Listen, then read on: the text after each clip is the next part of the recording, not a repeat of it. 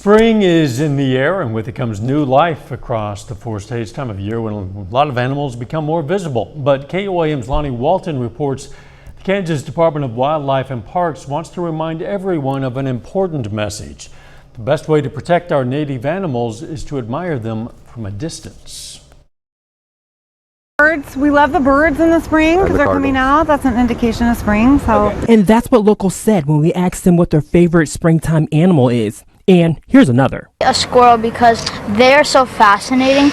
They bury their nuts over the winter, and their memory is so smart they can find it again next spring.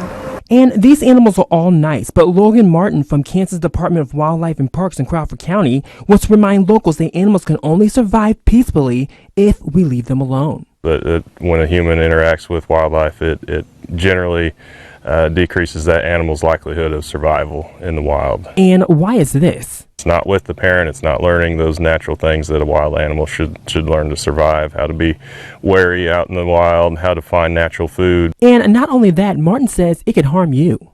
Canine distemper going around, so you might see a sick raccoon or something with canine distemper, and because it's sick, it's lowered its guard, and it doesn't see humans as a threat. That doesn't mean it's something you should go pet. But what if you see an animal that looks lost? The parent is just hanging around just outside of your view, waiting for you to leave. In most cases, it's out there feeding.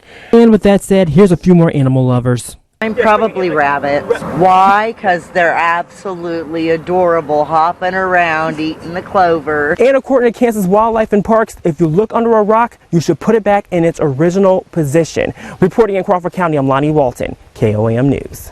The Kansas Department of Wildlife and Parks also wants to remind locals it's illegal to possess dead or live wild animals without the proper permit.